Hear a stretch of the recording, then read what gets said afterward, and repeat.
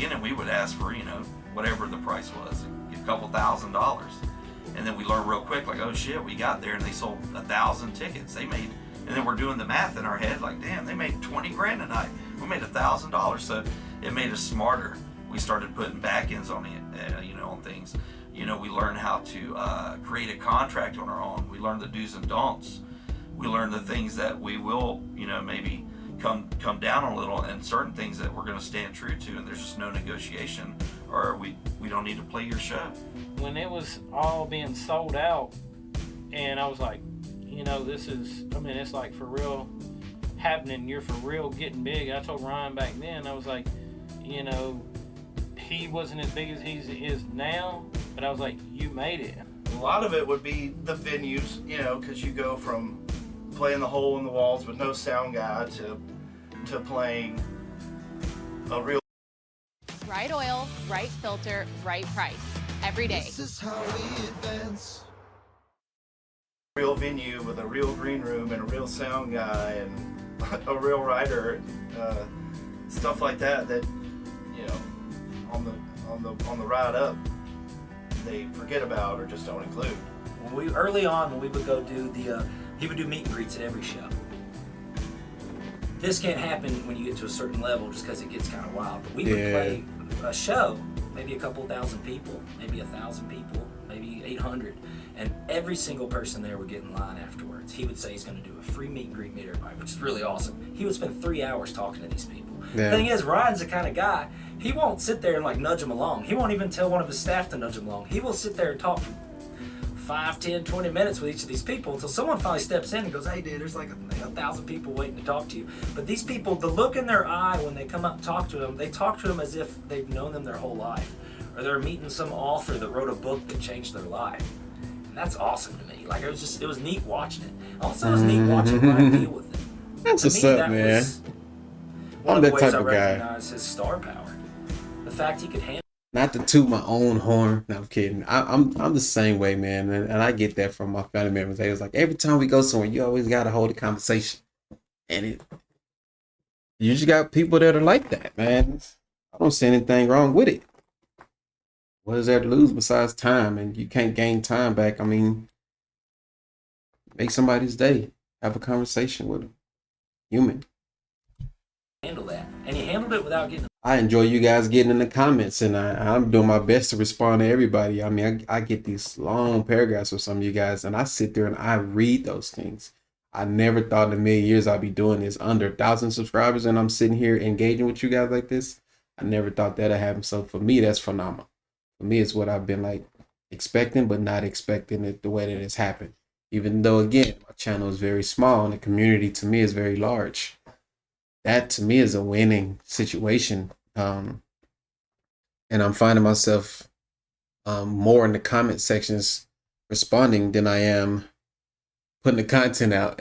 But I live, sleep, and breathe doing this content for you guys, because this is what I see myself doing for the rest of my life. Content. Whether I'm doing my music, whether I'm doing someone else's music, whether I'm reacting, whether I'm responding to you guys, or whether I'm still doing vlogs and other videos with just myself and my children, or daily vlogs. I've been on this journey for a minute, and now I'm to the point where it's becoming a full lifetime for me, and I'm accepting of that, and I thank you guys for that. So I feel that, Ryan, man. I believe if I meet Ryan, and when I meet Ryan, we'll sit there and have a conversation till the sun come up, you know, just off the strength of background and life, and, you know, where we are and what we've learned, and, you know, how to continue to grow as people. So I think that's a phenomenal thing that Ryan is that type of guy, honestly. A big head. That's rare. Even at the shows, it's not that. And he handled it without getting a big head. That's rare. Even at the shows, it's not like you're these people are just showing up and you're just signing something and taking a picture and that's it. Right. Like, the venues literally get mad at me.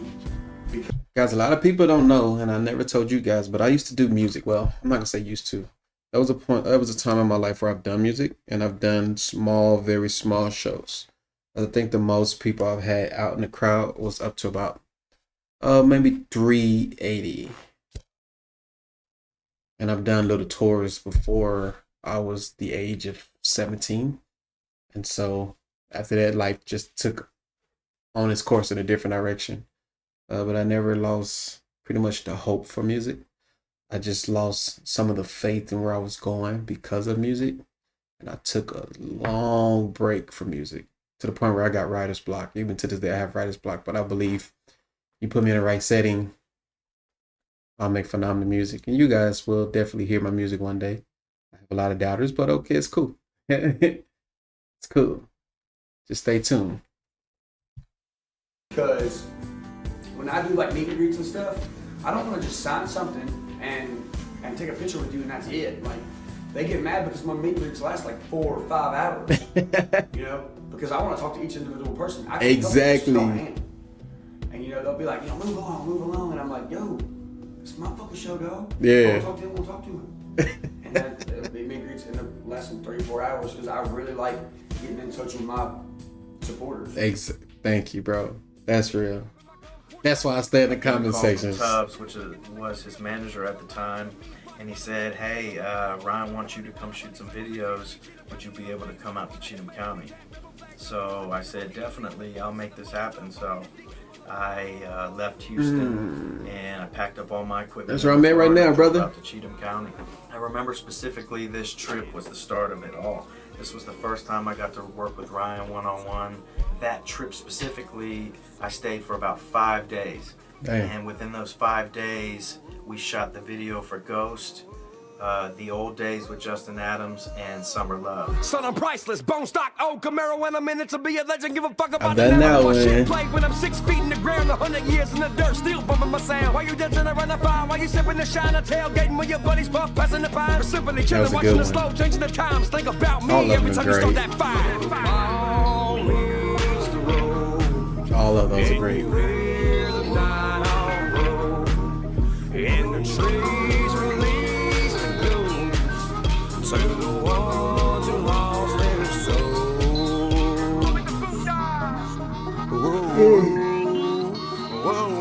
Excuse me.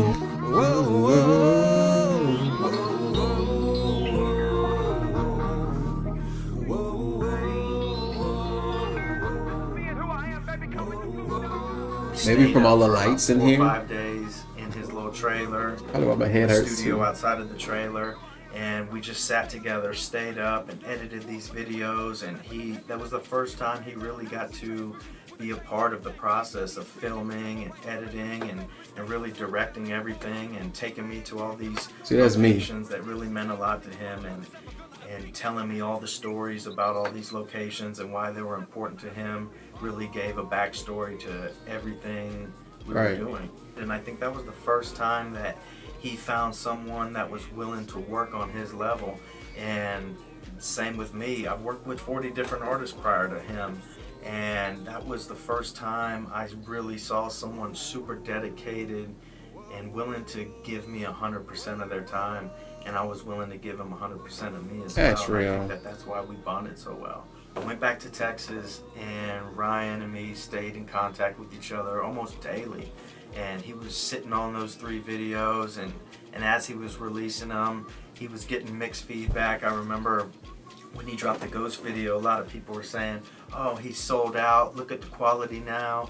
Look at the Illuminati sign on the end of the videos." Yeah, they will. And he really fed into all that, man, and he really liked the controversy. He was telling me, "Man, I really want you to be a part of this team. I love the way that we work together and the way that we vibe. Would you consider moving down here? Would you consider moving down to Cheatham County and being a part of this?" And things were just going so fast, you know. I don't think we ever really took a second during that time and really stopped to soak it in. Even throughout the full 3 years, I don't think we ever, maybe a handful of times, but we never really stopped to sit back and look at what we were doing. Right. So a couple weeks later, you know, after filming and going on tour, he ended up moving into this house. And I remember that was a big thing for him. You know, the trailer really defined who he was and who his character was, but to be able to move and, you know, to be able to save up that money and afford to be able to buy a house from music and through the YouTube videos and the Vine videos he was making. I know that really meant a lot to him, and it added a whole new energy to what we were able to do. So we moved into that house, and that's when we really turned up. That's when we were shooting videos like Johnny Cash, Bloodshed, and that's when we also shot White Lightning. I ain't no stranger to the rain. I put the That's the next one I have to do. I ain't done, you guys, but it's on the list. It's on the list. I'll tell you guys. I'll show you guys this list that you guys have been asking for. You guys have been requesting for. Look, as soon as I open my phone, it goes straight to the list, you guys. Look, can y'all see that? These are all the songs that I have to do next that you guys have asked me for. And it went from me putting it on paper to putting it in my phone. And so this is all strictly from you guys. It's crazy to me. This is all from you guys. This documentary is on the list. Matter of fact, it's at the very top. As a matter of fact, it's here because my baby wasn't feeling good. So we were just going to do one full out video and we were just going to sit still. I wasn't going to have to do all the back and forth because she's not, you know, up to par. But because of you guys and what you have done, here I am and here we are in the video. So the universe, man, is a powerful thing. You guys utilize it. Do forgive me. Probably another reason why I feel so unbalanced. I hadn't lit my candle today. Matter of fact, I hadn't lit my candle in a couple days. And there's times too where my candle give me a headache. I think it's the fumes from the scent that would do it for me or to me, or however you want to consider something being done. But yeah, let's get these positive vibes going. I mean, it's already positive vibes. You guys see me doing a reaction to this one here because of you guys, and I appreciate y'all. Again, y'all gotta stop me when I talk a lot, because I will talk a lot. For you guys that enjoy me talking, appreciate y'all too. For you guys that don't appreciate me, enjoy me talking, I appreciate y'all too. Because it's for you that I do this for. You did. So it's easier for me to sleep now, but I don't sleep. I walk the roads from stop sign to street name. No yellow marks on these back roads, so I paint the lines to pave my way. And these frame pics on my wall for my top 10s on these music charts represent these small towns you'll never see with a big heart. And these lyrics in my songs are the warm spot like a car heart. Don't ever forget that one place that made you that person that you are. See, I gotta go do this video. I want to listen to it yet because I want to react to it. Excited, I guess you could say that I'm chasing white lightning, chasing white lightning. Hand-sliced Italian meats, piled high for you to eat. The Italian nightclub, only at Jimmy John's. I'm chasing white lightning. See, you guys, this documentary is taken away from me having a first-time video. No, I'm kidding. I'm chasing white lightning. But it is. White Lightning was really one of the videos that I think defined who we were in this genre. Not only did it have a story to it, it had quality to it, and it really opened up his mind and his lyrics, and he was able to put together these better records like White Lightning, and that was just an amazing process filming that video.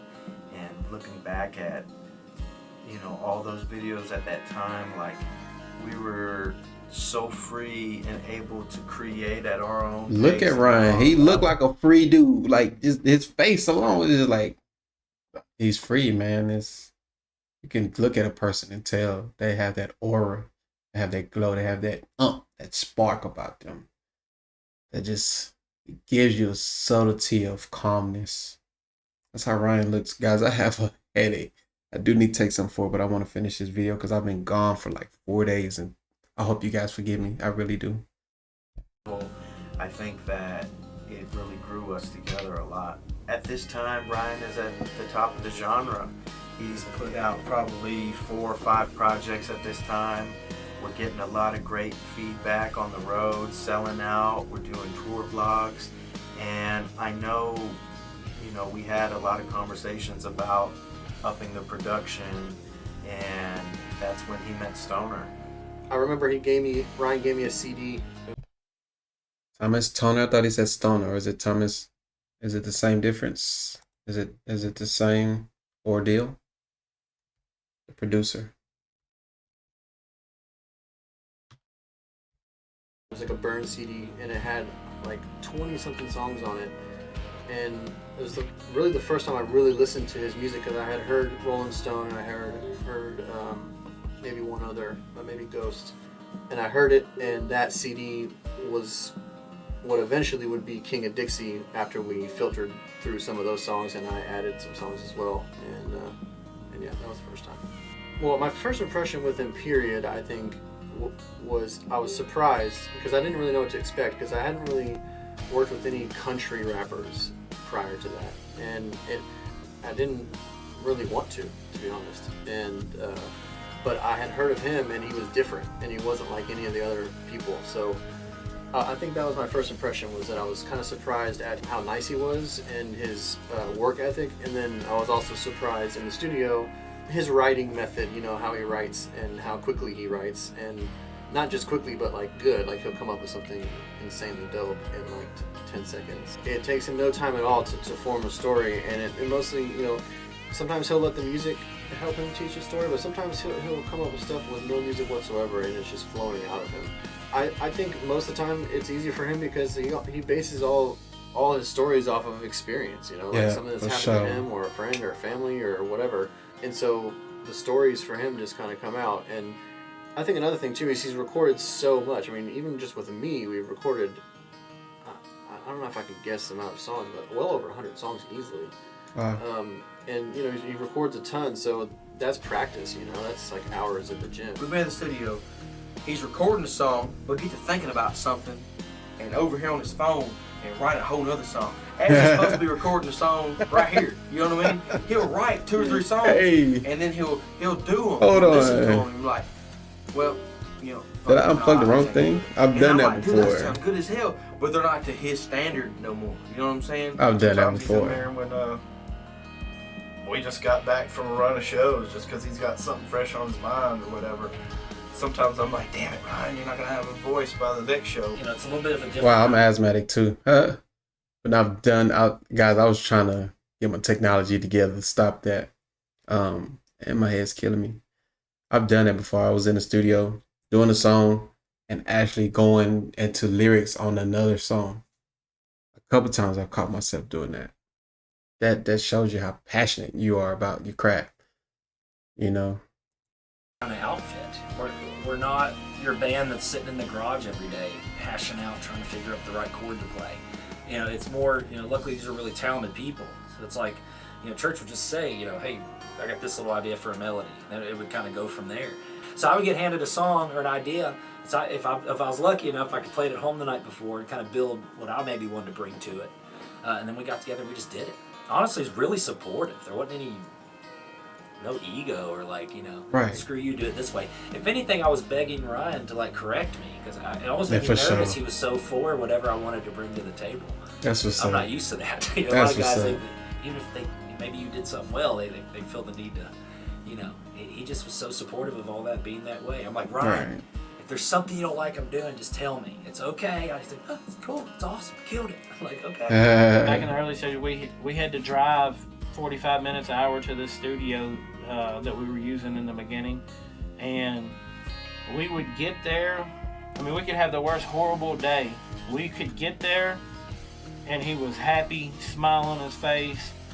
I mean, there was literally that.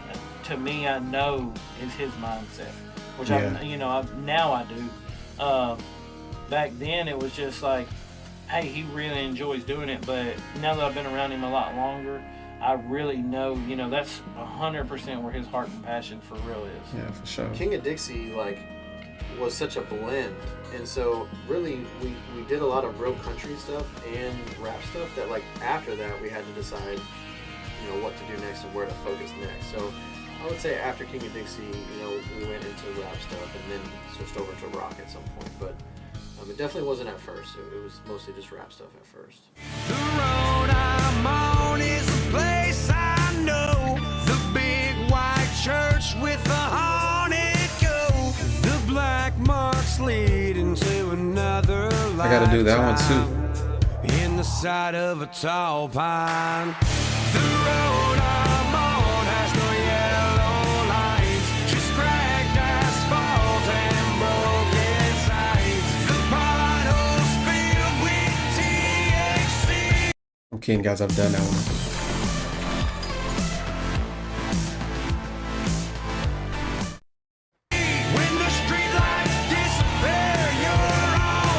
So he broke it at the end. He came up from his country roots and his country background and his country rap background.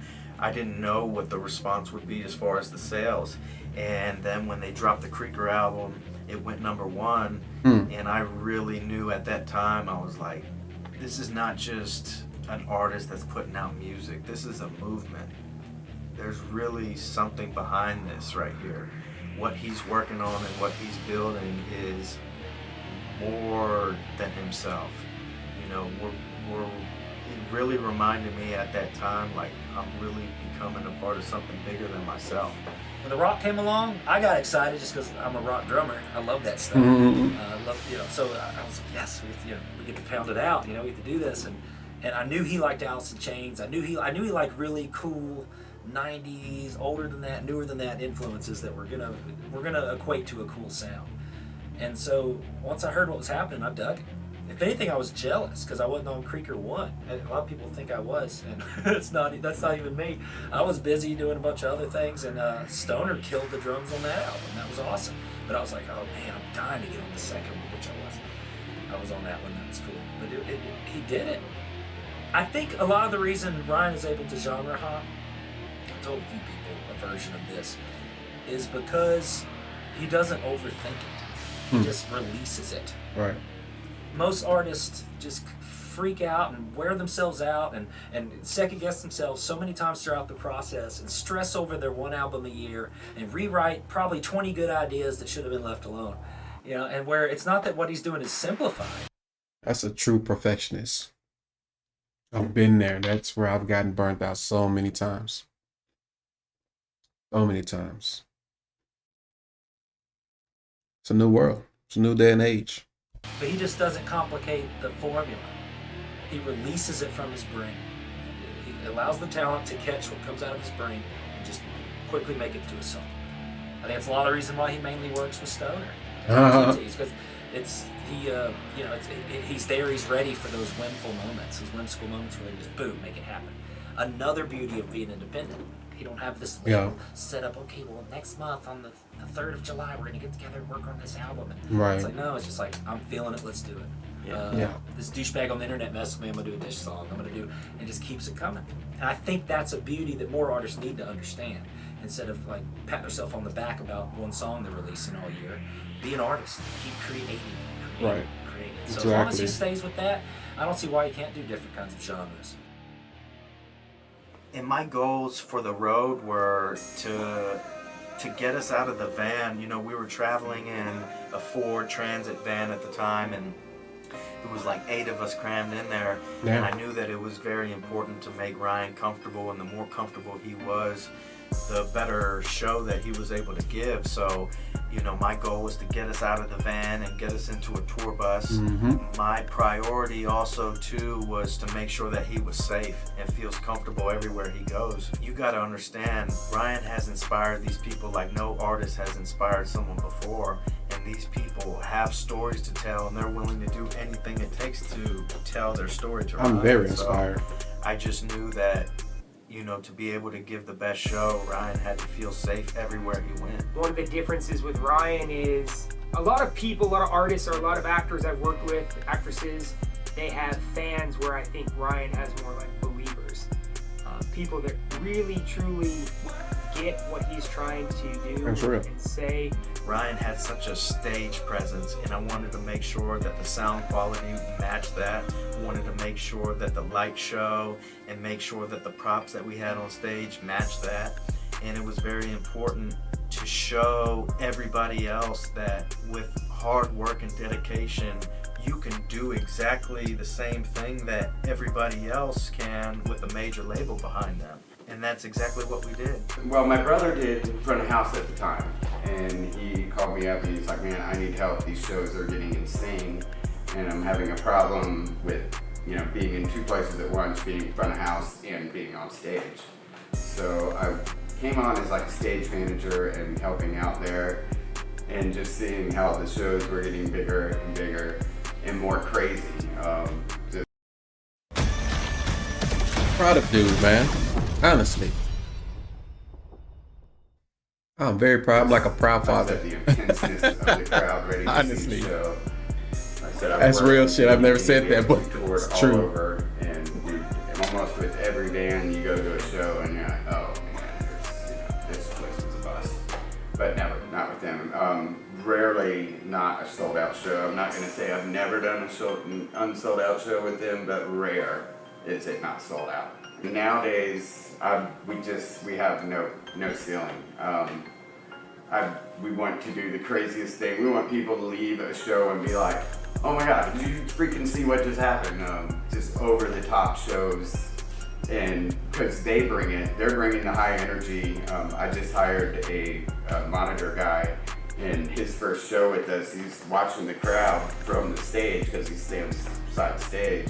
And the crowd grabs the grate and just starts shaking the grate. And he looks over at me and I'm like, oh, that's what I'm talking about. Like, you know, and it's not, you know, at first like, oh my God, but you know, you're okay because they're just, you know, being them. So Rock the South, this is really the big tester right here, man. He invited me down, right? He got me VIP pass. So I thought, dude, I'm like, fuck yeah, bro. I really didn't know how big it was gonna be. I get there, fucking huge line. I'm like, bro, like, fuck yeah. Like, I'm like, I still wouldn't, you know, I'm seeing all this shit on phone. I'm like, damn, this is getting kind of big. That excites me, man. Bigger than damn fair, you know what I mean? I thought it was fair, really, like a fair event. Start walking around. Dude, there's tens of thousands of fucking people were everywhere. It was kind of fucked up. Like, I wasn't ready for. Bro, I've been in, not every position. I've been in a number of positions to get the hype. Like, I've worked as a security for concerts. I've been on stage at concerts. I work little venues. You know what I mean? So, like, each level of position in life, as far as your experience and your journey, it's like, where do you fit in and what makes that you? You know what I mean? So it just, anything with this pertaining to this, it just hypes me. I saw the red truck. I used to drive 18-wheelers. I've done that for a number of years. 7 years I drove trucks and I still have a CDL. To this day, Class A. Still have, I can go drive trucks right now if I wanted to, but I'd rather be here with you guys. Like this, the community, like it's just, and the music and the passion and the love for it. It's me. Like it's what I do. Like I'm at the booth right now, but hey, at least I get to help document someone else's career.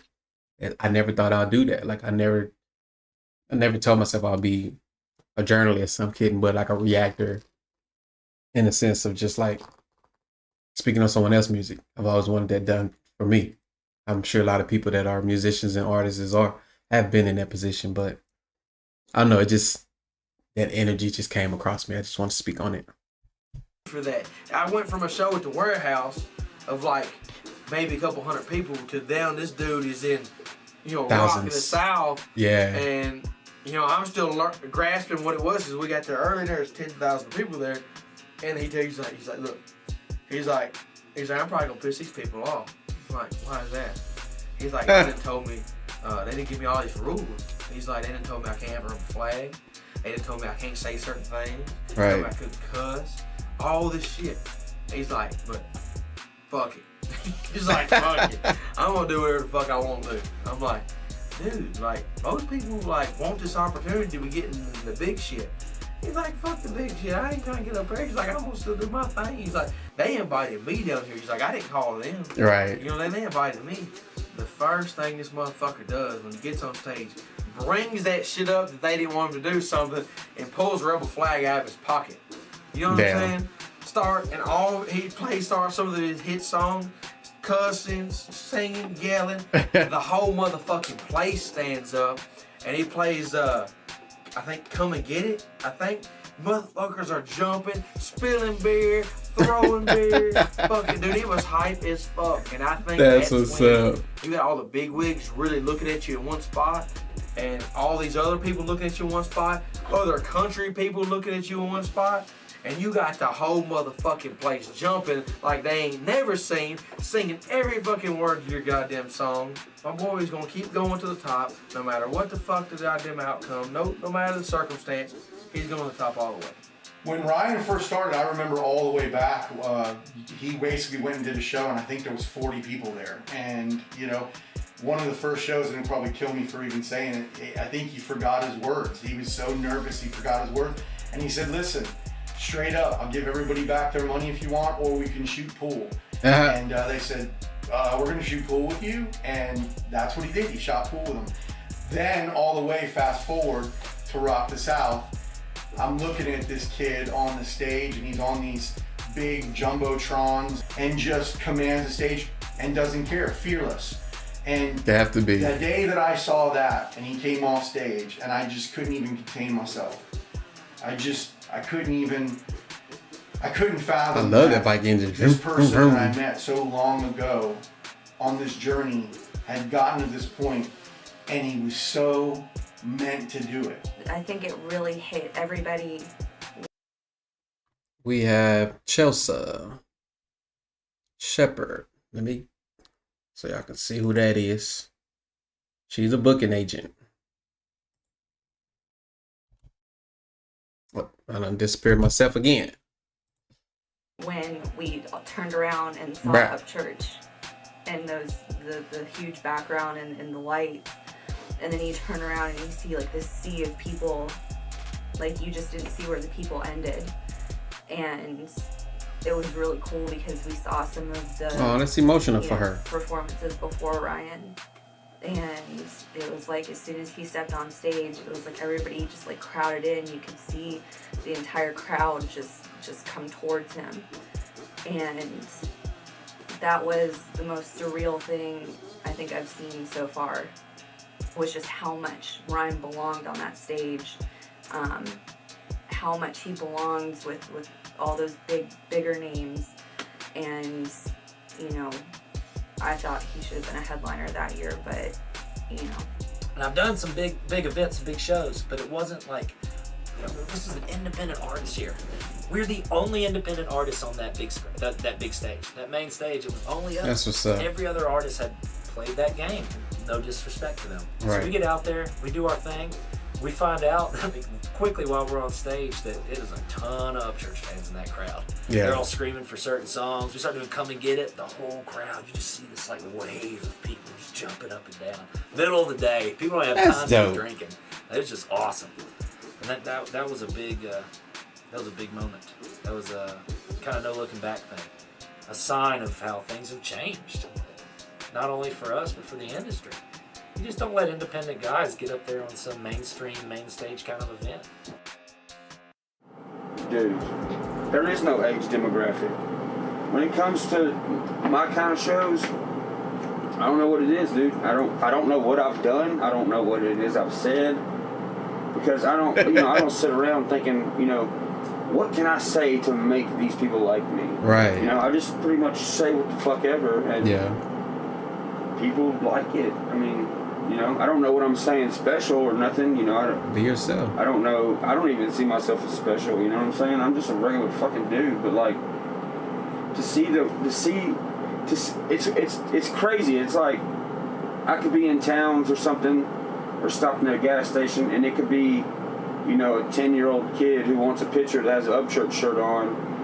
Or it could be literally, this has happened, it could be an 87-year-old woman with the Elvis shirt on in the front row. That's crazy. So there's not an age demographic, dude. It's black, white, Mexican people, freaking thug people, redneck people, skateboarders. That's true. Freaking That's true. scene girls, hipster chicks, old men, bikers, So with you, basketball your players, preference. baseball players.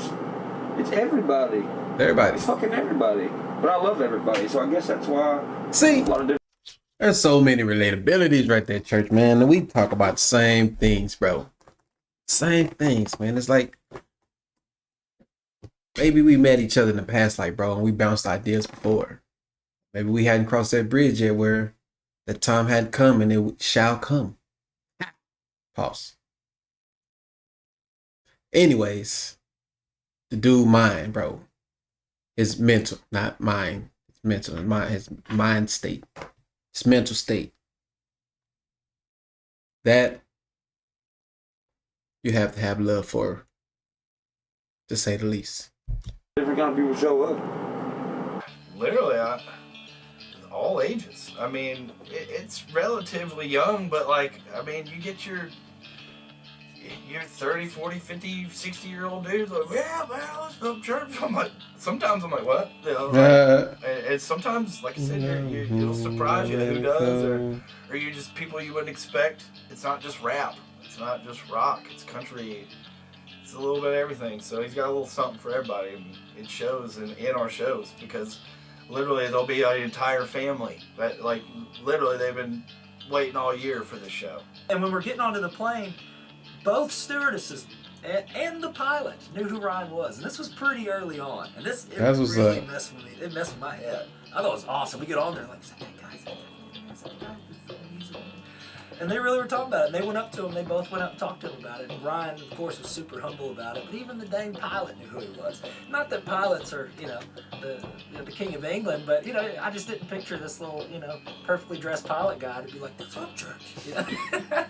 That's when it hit me. I was like, "Wow, we're sitting there jumping airports, and he's getting recognized. This isn't just going through back road gas stations getting recognized." I didn't know if it would ever reach this big, but it happened a lot faster than I anticipated for sure. No. Not that I didn't have faith in him, because I did. I knew that whatever he did, he was going to do it to the fullest extent. He was going to be great at it. Just like I've always told him, I don't care what you do it the best you can, and you love it, and it will turn into something big, I think ultimately it's a beautiful thing that he has his mother as one of his biggest supporters. As I've stated and mentioned in previous videos, I lost my mother a few years back. Been in the system, foster care, prison, things of that nature, for making stupid choices as a kid. Shouldn't have gone to prison because I was 17 years old, but in the state of Texas, they consider you as an adult. So it kind of put a big damper on my future, but I didn't let it hold me back because here I am with you guys. I'm saying all that to say, I'm glad he had a person like his mom, and due to his background, come from where he come from, his mom is a great influence on, some of his decision making. I was never raised with my mother. That's never happened. As long as I've been in the household, my mother may have been like 2 weeks at one period that I can't even remember, but I'm just saying, like, she wasn't a bad person that she neglected us.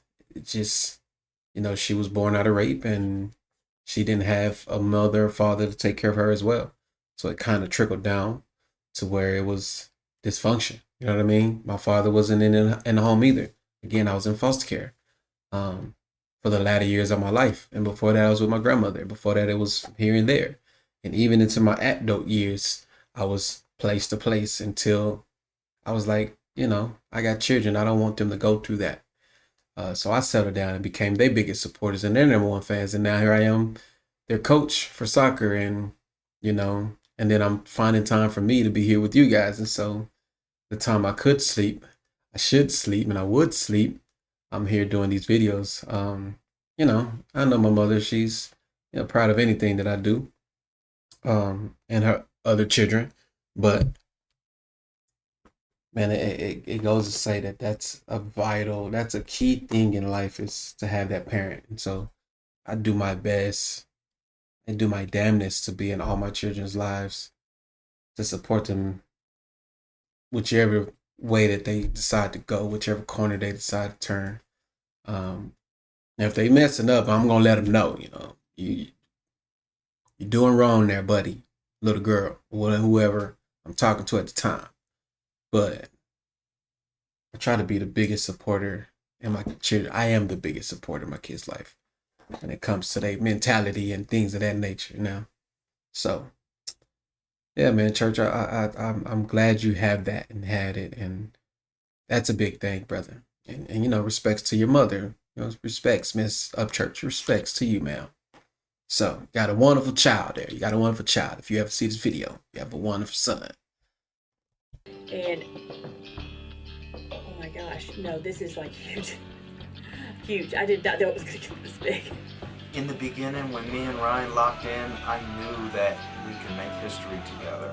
Add what Stoner was doing, bringing a better quality, and me bringing these better visuals, I knew that ultimately we could do something that no one has done before, and I'm very, very proud of everything that we've accomplished together. I find myself in certain situations with Ryan knowing that the things that we're doing right now, we are making history. Yes. They show up so early. That's crazy. I love it though, man. It's wild. It's still like surreal. I don't know. It's hard to believe, I guess. Yeah. Sure. It's really hard to believe. But I appreciate the fuck out of it though. I bet. It's I don't even know what to call it. Like it's not a weird experience. It's just I can think the right word is surreal. What the? Bro, I've never seen this documentary. Over an hour long. That's the word, brother. I just said it's with every video that I watched. Always spoke the words that they're going to say. I believe that's my intuitive ability. I've been having this for years. My mother has it. And it's bigger than me. It's bigger than just me speaking before they say anything, before anybody say anything. But anyways, it's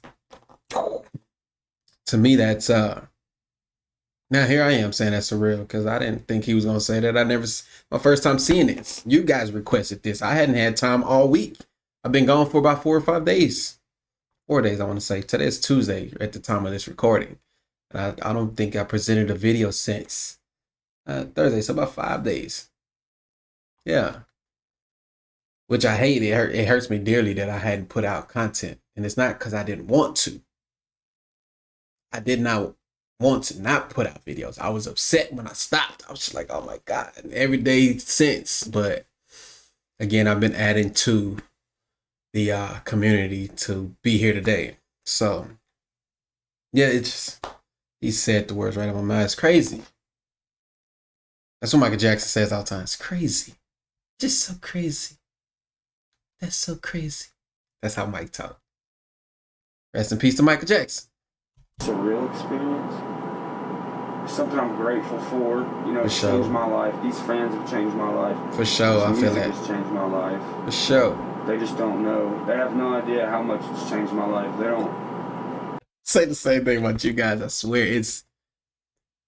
I don't know. It's the mindset you have to endure knowing like you have great supporters. Like you guys, I just looked after I showed the list. I saw some comments.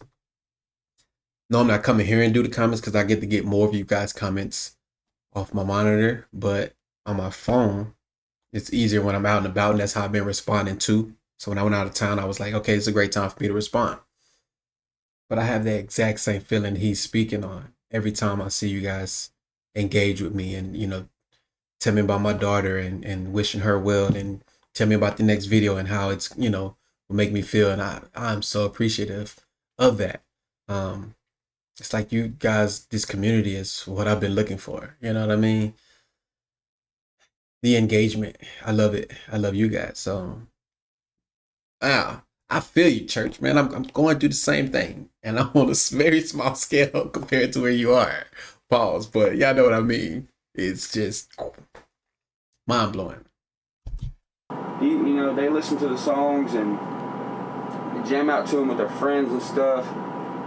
But they have no idea how they've changed my life. They don't even know. I feel that, I brother. Wish they did know. Man. So many people come to. And if I never had this community and you guys have never shown me this video, I probably wouldn't recollect what he's saying. I would have had some, it wouldn't have been relatable. It would have been some understanding. I would have been very understanding where we come from, because I'm like, I'm glad we can make you feel that way.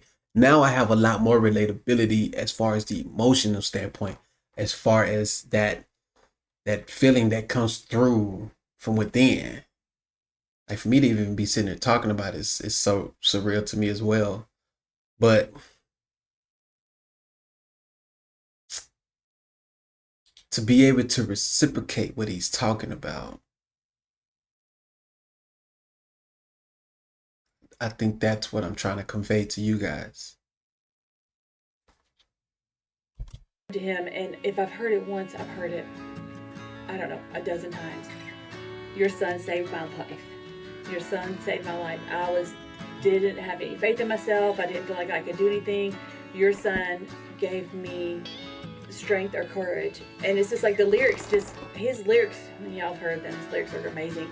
They really get people like pumped up, and fired up. And people have come to me so many times through my emails, through my DMs on Instagram, and even at shows, and they're like, your son is so inspiring. He's so positive. That's what's up. He's made a major impact on my life, and my life when things are going really bad, helped me turn around and be more positive. And that is what every mom wants to hear. He wears his heart on his sleeve. What you see is what you get, and he's authentic, and I think people know that. And that's why I think so many of his fans have, like I said, they'll tell me these things when I see them at the shows and stuff. I feel like I know your son. I feel like I know he's not my family, and I know we're not personal friends, but I feel like he's my friend. I think he still doesn't understand the impact, the whole impact he's had on the fans. I do think he knows what he's done to the industry, though. He's the voice of the voiceless. He says things, there are a lot of people that can't articulate and put the way they feel into words like Ryan can. And I think that's why he's so, you can connect with him so well. That's why his fans connect. That's why I connect. He inspires. Yeah. As I said before, everyone has a story, and those stories are all valid. People have a big thing to talk about, to bring to Ryan, or maybe even just to tell us about their connection with the group or the movement. But that night, I come outside, and they're like, hey, you talk to these people real quick. I go over and talk to them, and within like 20 seconds, they're telling me how their son had just died on a motorcycle accident. Oh, wow. About 10 days before. And by far, Upchurch was he lived for Upchurch. They showed me his motorcycle helmet, how it had RHEC on it, had Upchurch on the other side. And within seconds of talking to me, the mom just starts busted out in tears. So I give her a hug. I got this mom I've never met before, crying profusely in my shoulder. And the father, I look over at him, and he just starts thanking me. Like, just telling me how thankful they are that we brought joy to their son's life who just passed away. That's crazy. It hit me real hard. Yeah, I can imagine. Anyway, I said, well, what are you guys doing here? And they said, we just wanted to be around what he loved so much. We want to be a part of that. And that was a big thing for me. That hit me hard. Wow. I don't think he realizes how far he can go. That's and deep. He's gone so far because he's done so much. But I just think there's a whole lot more That's to come. deep. And so, yeah, I think he's still going to be doing music. But he's going to be doing other things, too. I think he's going to be one of those legends that people will always continue to play, and he's going to continue to put out music. And that's the thing about a lot of legends. I don't know if they get tired of doing it or what, but they quit putting out music. So they're called a legend because you still listen to their old stuff. Well, who's to say if they continued to put out music, even if they were 70, 80 years old, that they wouldn't be a legend, they would be a today. Well, I feel that Ryan will be a today for a long time because he's not nowhere near the point of stopping on doing music. And it's just true. I'm his best friend. This is coming from my perspective. I thought that we was going to hit the peak by now. Really. But this dude's talent, and I'm not just saying this because he's my friend. This dude's fucking talent, once again, where he is mastered fucking mastered the art of doing his fucking thing and making fucking hits. Once again, I thought it would already kind of plateau out and hit its climax, but he fucked everybody up when he just dropped this all country album. Number one again, number one in fucking country rap, number one in fucking the rock country rap fucking mix. That's what's up. Number one in the fucking country rap. Well, I know it's not even country rap, it's just fucking country now. Number fucking one, bro. He can stop right now. That's what's up. And still stay on top forever. I see us going nowhere but up. Yeah, I'd say that too. Because it's been that steady incline. We haven't taken any steps back. It's been all bigger shows, you know, and like, so I feel like now when we do start headlining those arenas, and I don't know, I guess that's when you can say you've made it. But to me, like, I don't think we've made it just yet. We're close. We're making it. There you go. But, you guys made it, bro. Right there. Yeah, yeah. You know, you told me you're gonna ask that question, and it's a hard one because you could tell me, like, if I left the group and didn't see you guys for years and years, and you'd be like, dude, Ryan's a politician now. I'd be like, I can see that just because he's so good with people, and I see him with people, and you know, it's not like, oh my God, you're famous, and he's like, hey, get away from me. He's like, oh man, hey, what's up? Right, you know for what I mean? real. He's not. Yeah, he doesn't have the head of a famous person. For sure. It'd be great if he was a politician, but Yeah. let's not run him. We all base our dreams off of a protocol of what others have done before us.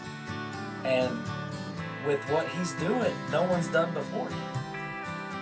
So I guess I'd have to say the beauty is that I don't know. And I love that I don't know. If I knew, then there'd be a limit. There'd be a time in. There'd be a end to it.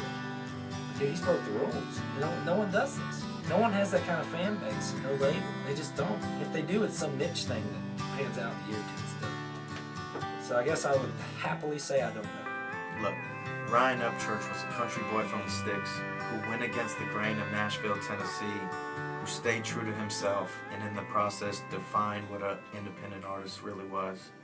And I think ultimately that's what he'll be remembered for. Let the band play. That was a good one. I done that reaction too. If you guys hadn't seen it, I should leave a card. I might leave a card. John Lennon, Michael Jackson, Janis Joplin, Jimi Hendrix. When I die, gonna be a legend. White Okay. roses on my headstone and my name in golden carats. Cause when I die, I'm gonna be a fucking legend. John Lennon, Michael Jackson, Janis Joplin, Jimi Hendrix. When I die, I just wanna be a legend. White roses on my headstone and my name in golden carats. Cause when I die, I'm gonna be a fucking legend. I'm gonna be a fucking legend. Gonna live past 27. With them gates out from my house so pearly white, you think it's heaven. Still rocking clothes, looking ratchet like I don't give a shit. Cause once upon a time I scrounged for that slick 80 cents. And I cherish the times I counted them nickels to feed my stomach. Then my family made me hungry cause I hated the struggling. I quit my job in construction, I took a huge leap of faith. And now they know the dude who's rapping with that gap in his face.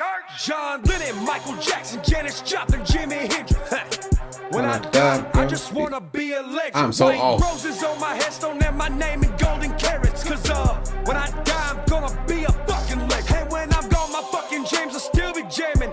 And all my fans will still be out here tearing shit up, raising hell and yelling. Let my sound waves live 1,000 years, I'll still jam as a skeleton. Cause when I die, I'm gonna be a fucking legend. And I ain't used to this life, but hell, I'm willing to take it. If I'm gonna be famous, then I guess I'm making statements. Cause there was times my transportation was these boots on the pavement. And now I'm riding in dualies, dipped in that pearlescent paint. For years before my billboard charts, my mama kept me believing. I told her I'd fight for success until my damn heart stopped the beating. From now to then, it's opposite on how these populace treat me. Still Johnny Cash with middle finger saying fuck a celebrity. John Lennon, Michael Jackson, Janis Joplin, Jimi Hendrix. Man, I've been in studios like that where it was rigged all up. Roses on my headstone and my name in golden carats. Cause when I die, I'm gonna be a fucking legend. And when I'm gone, my fucking jams will still be jamming. And all my fans will still be out here tearing shit up, raising hell and yelling. Let my sound waves live 1,000 years, I'll still jam as a skeleton. Cause when I die, I'm gonna be a fucking legend. Small town, shine sipping, tailgate dumping when the beat drop. Churchman one level high. All my haters need binoculars. I wasn't nobody, now I'm the beast that I burn. I got evicted from duplexes, now I got shooters on dial. I'm just too bare feet walking, tiptoeing through all of these snakes. But staying humble to my people, I'm the king of the sticks. And I'll live up under a bridge before I go sell my soul. You know I'm going for gold, the best story that's ever told. Hey, baby girl. The video's over with, mama.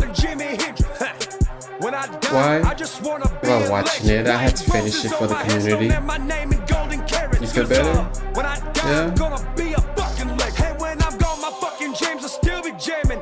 And all my fans will still be out here tearing shit up, raising hell and yelling. Let my sound waves live 1,000 We might have time for a couple more if you want to do some music. You sure you feel better? Or are you just tired of sleeping? Sure you feel better? Yeah? Are you hungry? You are? Okay. Well, this video is actually right at the end. So, go get you something to eat. I'll go get you something.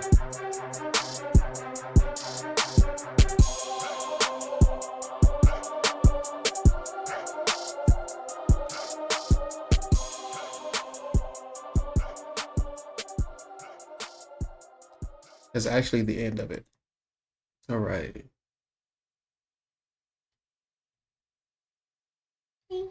Faith brought us together, hard work to find who we became, and the world would never forget who Ryan Upchurch is. Oh, wow. Okay. Thank you. Oh, pause it.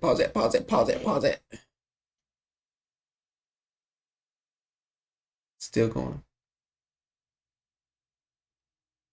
All right, cool. It'll stay there. Baby girl's back, you guys. It won't stay there. Cars built with safety. I don't know why they always do that. Thank you guys for watching the video and sticking with me to the end. I appreciate each and every last one of you guys. I appreciate the individuals who actually sent the video out to me. Since you guys have become many and far, I can't even get my words out. There's so many of you guys now. I can't respond to each and every one of y'all, but I do my best. Baby girl's back. She missed the entirety of the video. So she was at the beginning and now she's here at the end. Yeah, baby. I want the crackers like you eat. You want the food that I was eating? The crackers that The crackers? Okay. I gotta get you some actual food and then you can have that as well. But that might help you because it had salt, so that will help you too. And so yeah, baby girl's here. I don't believe she feels better. She says she does. I know that she's still kind of under the weather.